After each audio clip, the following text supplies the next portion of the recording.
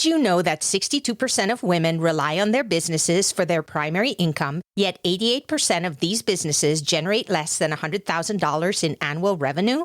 Hello, action taker. Welcome to Live Blissed Out, a podcast where I have inspirational and informational conversations with business owners and subject matter experts to help you get the scoop on a variety of topics.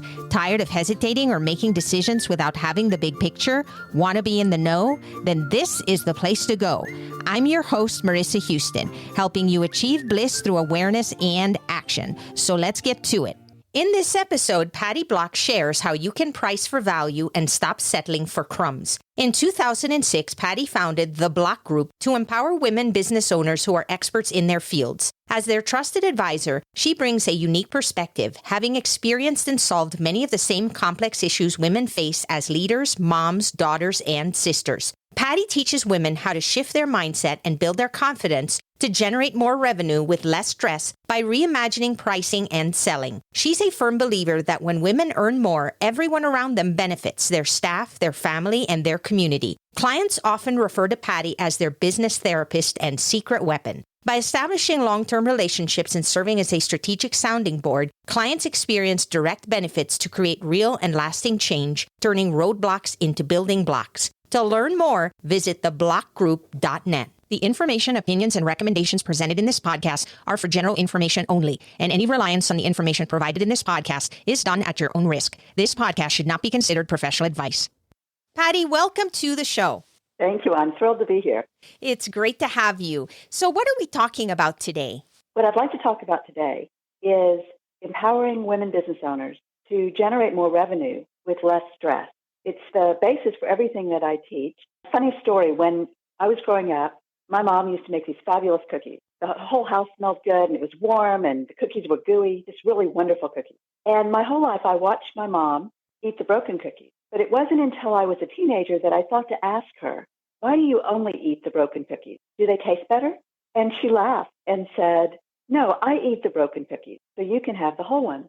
And not too long ago, on a sunny April morning, I'm out for a walk, and I realized that that's what we as women business owners are doing in our business. That self-sacrifice we're bringing right into our businesses and undervaluing ourselves, underpricing our services, and everyone around us, our staff, our family, our clients for sure, they get the whole cookie, and we live on crumbs. And I realized not only are we doing that in our companies, it's very, very pervasive for women, and I can help them do it differently. Their businesses don't have to feel like a burden, and they don't have to sacrifice their needs and their happiness and what fulfills them in order to take care of everybody else. So that really has become my mission. And if you can't hear from my voice, I love what I do for exactly that reason, because I'm empowering women with a way to completely reshape their business. That is huge. And I truly enjoyed that story because it helped me understand exactly what women are up against in their business. They feel like they're putting so much effort, energy, passion into what they do. But on the flip side, they're not even able to show that financially and live the life that they are striving to achieve because they're undervaluing themselves. I see this happening all the time. Why do you think this is happening? I think there are several reasons that we see this, and I call this the broken cookie effect. And one of the reasons is because many, many of us have grown up with that type of role model where our moms or our grandmothers or someone else in our family who is in a strong role put a lot of emphasis on putting others first. And that's very admirable. And we do want to emulate that. And I have. I've done the same thing watching my mom sacrifice and be in command of the family, but to put others first. The problem is that when we do that, our companies are not profitable and we struggle, sometimes with revenue swings. So I think one of the reasons is our role model. And the other is we've been very conditioned as we've grown up and as we've become business owners, we are not typically raised as breadwinners. So I know in my family, my brothers were. In fact, they were under a lot of pressure to get their education, to achieve, to be a breadwinner. I was not. There was a real double standard. And I always knew I was going to have a career and own a business, but that wasn't the expectation in my family. It was for me to grow up, get educated, get married, have children, all of which I did, but I wanted that career and business as well. So I think there are several things that play into this as to why it's so pervasive. And about 3 years ago, I heard a really startling statistic. And that is what got me thinking about the broken cookie effect. And that was that 62% of women rely on their businesses for their primary income, but 88% of those businesses generate less than $100,000 in annual revenue. And that really shocked me because when women earn more, we share the wealth and we create jobs and we support our families. I personally have been a single mom since my youngest was 2 years old, and he's now turning 30. So I've raised 3 kids on my own and helped them all get through college and graduate school and start their careers. And they're now all 3 business owners, and they also work in my company. So for me, I've been the breadwinner because I've had to be, and I've had to support my family. And different women are in different circumstances, but I think that mentality of achieving, all of my clients are high achievers. I think we as women are often very high achievers and ambitious, and it doesn't always translate into earning more money, but when it does, it gives you so much freedom. And there's so much more that you can do in your life and with your life when you're not worried about money. Financial freedom is freedom. It allows you to make choices and live the life that you want to live, knowing that you are financially independent and not having to worry. Whatever that may be or look like for you is only achieved when you have that financial stability.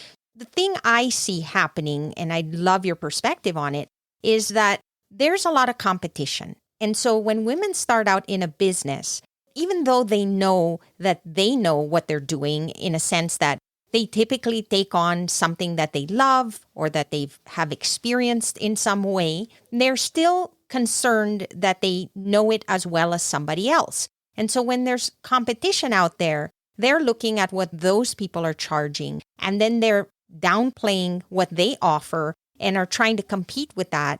And then it becomes this roller coaster thing where they keep their prices down just so that they can get that next customer. How do you propose women address that issue from the get-go and also identify when it's okay to start moving the needle so that they can charge what they should be charging in order to be able to take care of themselves financially? I think there are 2 pieces that are critical. One is I don't believe in competition. I believe in collaboration. So when I meet another business advisor, I am thrilled. I can't possibly take on everyone who comes to me. And I work only with women business owners. So when I have people that I trust that are doing something similar to what I do, I'm thrilled because then I know I can make introductions, I can send referrals, and it's just a win-win all the way around. So changing your mindset, don't worry so much about your competition, and don't price based on what you think everyone else is pricing or what you may know they're pricing. It doesn't matter. When you differentiate yourself in the market and you highlight what does make you different, what is special about working with you, then that spirit of collaboration comes through, and it will benefit you in a million different ways. So that's the first piece. The second piece is about finding your ideal buyer. So I'm going to make a distinction between an ideal client and an ideal buyer. So all the marketing companies and everything that we hear kind of screaming in our ears is about find your ideal client, make sure that they're exactly the right fit. And my feeling is that an ideal client does not happen by accident. You don't find an ideal client. You create an ideal client. And to give you an example, if you have a client who is consistently calling you at 8 or 9 at night, and you've made it clear that you have regular business hours, pretty much 9 to 5, and they keep calling you late in the evening, that's not an ideal client. But you have the opportunity to help them become one by setting boundaries and letting them know in a very nice way, I don't take calls after hours. However, if you leave me a message, I will get back with you first thing in the morning. Or it would be better if we set up a time to talk rather than just having them call you spontaneously, to say, if you feel as though there's something urgent, send me an email and we'll schedule a call in the morning. So setting those expectations helps you and it helps them, and you're essentially training them to be an ideal client. When we talk about an ideal buyer, that is really the key. There are 2 elements to this. One is finding your ideal buyer. and the other is building perceived value in the mind of your ideal buyer. So I use an example in retail. So here in the U.S., we have 3 stores, Walmart, Macy's, and Neiman Marcus. And Walmart is relatively low end, low cost. You can buy essentially anything in a Walmart. Macy's is a step up, usually better quality goods, and a little bit more expensive. Neiman Marcus is designer goods, very high end and very expensive. But you can buy a blouse in all 3 stores. So which woman shops in which store depends on what she perceives as the value and what she thinks is important and how much money she has to spend. Your buyers are buying in exactly the same way when they come to you or they come to someone in your industry. So one of the things you need to decide is, where are you positioned in the market? Are you a Walmart, a Macy's, or a Neiman Marcus? Most of my clients are a Macy's or a Neiman Marcus. They don't want to be the low-cost leader, and they don't want to give that impression in the marketplace. So that's what I would say, is to start with, how do you position yourself in the marketplace, and how are you communicating that? But also, how are you building perceived value, and how your buyers look at you and think about you and what you offer. So those are some really important moving pieces, and it's part of what I teach in helping women price for value so that it's a right fit for you and it's a right fit for your buyer. And I think those are the 2 critical pieces.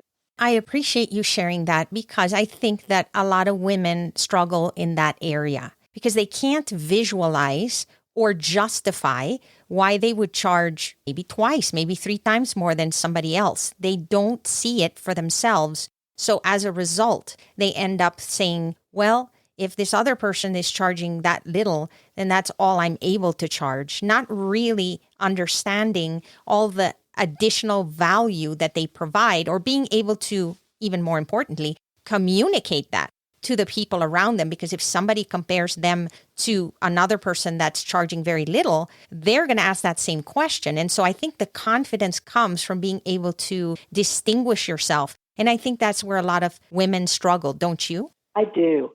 And a lot of what I teach and a lot of the time that I spend with my clients is on how you can not only understand your value. It doesn't really matter what you think your value is. It matters what your buyers think your value is. And that's about building your reputation. And that's why that collaborative mindset is so effective, because you're coming at it from a point of abundance. And that will come across in everything that you talk about. I do teach all of these effective communication skills and how you can, quote, package what you're offering so that people understand it better. There's some structure to it. And then you feel much more confident and comfortable in how you're talking about it. So yes, I think communication is 90% of building a profitable company. Are you searching for a trusted merchant service provider for your business? SG Associates LLC is your partner for quality payment and merchant service solutions. With over 15 years of experience in credit card processing, SG Associates offers merchants the best pricing, products, and customer service available from a payment and solution service provider. Their number one goal is to save their merchants as much as possible on their credit card processing fees. To learn how they can help you, call 1-800-455-5211 or visit sg-associatesllc.com. I hear women saying, people always ask me for free advice, and I spend X amount of time pouring my heart out or giving them stuff so that I can help them, but I don't get compensated. And I've learned that it's not the person that's taking advantage of them, it's them allowing that person to take. What I mean by that is that, if they want free training, then if you communicate that, well, I'm so glad that you think you need help with this. I have a program. You can check out my link, go there, and I'd be happy to support you and help you get to where you want to go. So you're presenting it in a way that shows the person that you can help them, but it's not going to be for free. You have full control over how you manage things, but what happens is they don't see that up front. So then they think, why are people taking advantage of me? Why are people acting this way? When in reality, they should be looking at themselves and how they handle the situation. I agree, and I also see that a lot. And what I often advise is, don't give away what you sell. You can provide value in a lot of different ways, but it doesn't have to be with what you sell. So if you're an attorney and you have a law firm and you are advising people on employee handbooks or really any issues in their business. Giving them free advice actually does them a disservice because free advice is usually like a kernel of something. It's like one piece of it.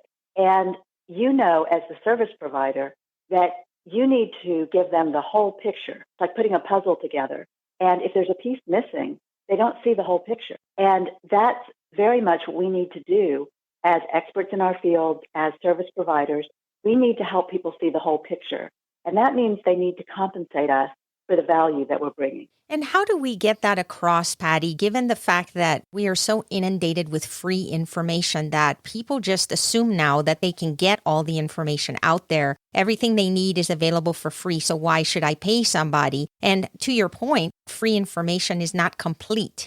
The other piece of it, too, is that it is up to you if you want to go the free route to gather all the information and put the pieces of the puzzle together, and hopefully you're putting it together correctly because you don't know what you don't know, and it could actually be even more disastrous. So talking to a professional who has been through everything and understands what to anticipate and gives you all of the pieces that you need right up front so that you don't have to spend time researching, you don't have to hassle with anything, you have a trusted partner, that is priceless in my opinion. But I think that people have this perception now that why should I pay when I can get all this information for free online? Right. Well, you can get the information. In fact, we're inundated with information.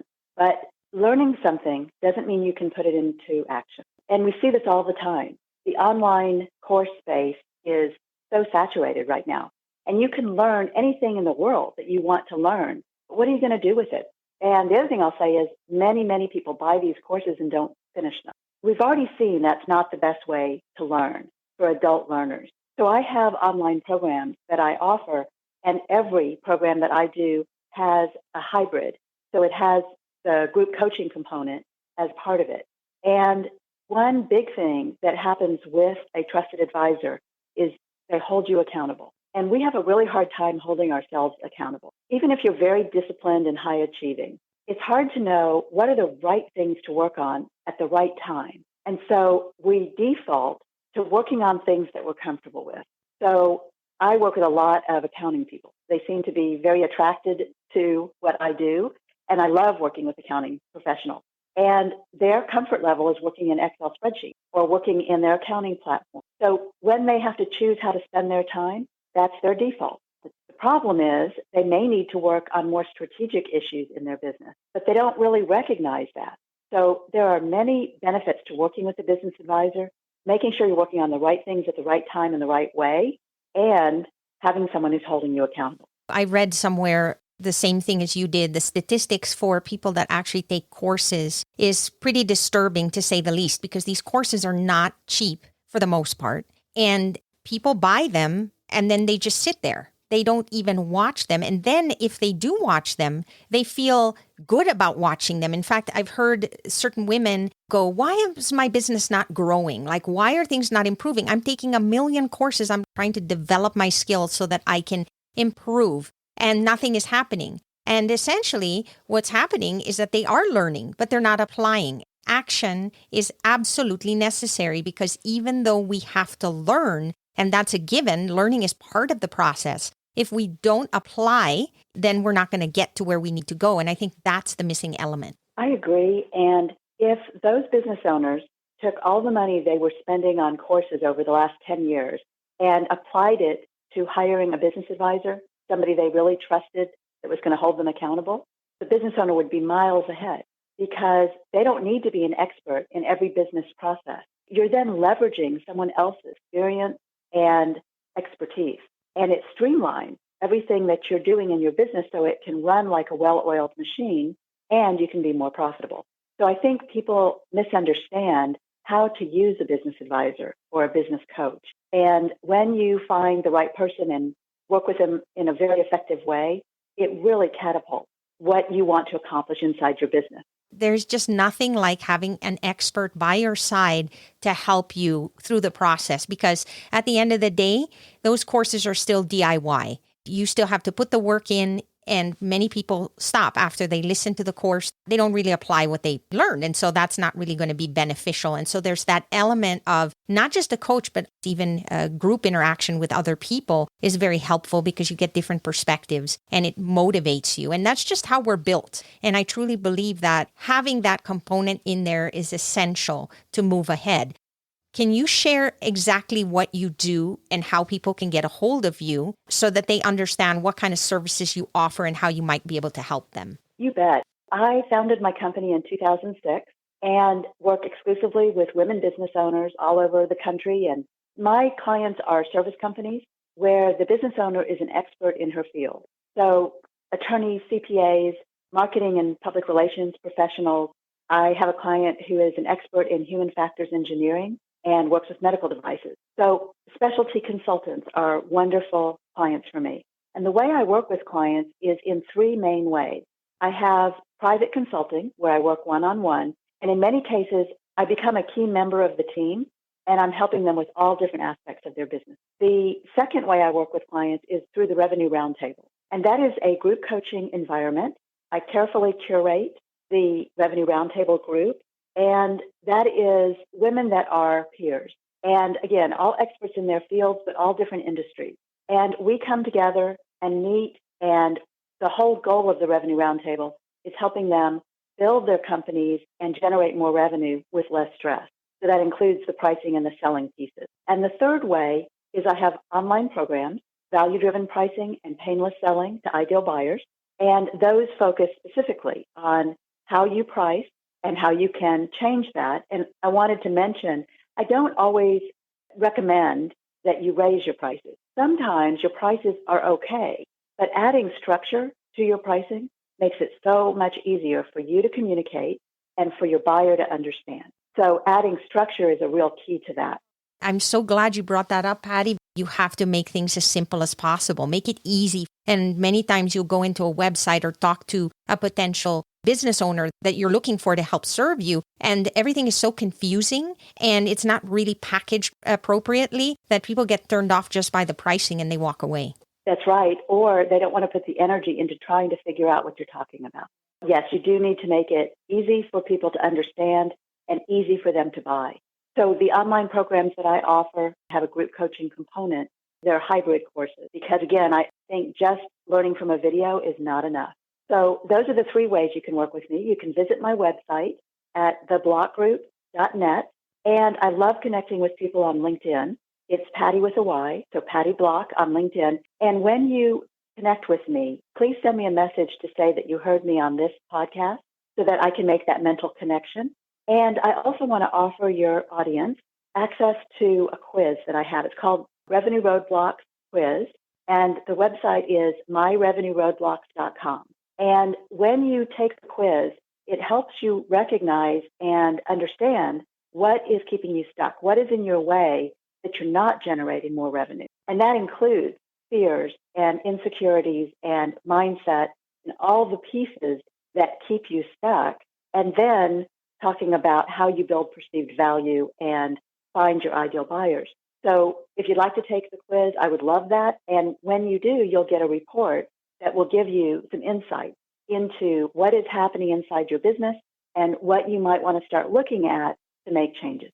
The bottom line is that there are so many pieces to this puzzle that need to be understood in order to unlock the power of what women can provide in their businesses. And they don't know how to do certain elements, and that's what's keeping them stuck. That's what's holding them back. And so knowing that there are services like yours that they can reach out to for help so that they can map this all out and set themselves up for success. I truly appreciate you taking the time to share this with us. Thank you. It's really been my pleasure, and I've really enjoyed it. It's been fun. That's a wrap for this episode of Live Blissed Out. Thanks for listening, and thanks to Patty Block for joining us on the show. If you have a question or comment for a future episode, all you have to do is go to speakpipe.com/LBOVM or click the link in the show notes to leave a brief audio message. If you find value in our show, please visit liveblessedout.com to reach out, subscribe, and share on social media. This show is made possible through listeners like you. Thank you. So long for now, and remember to keep moving forward.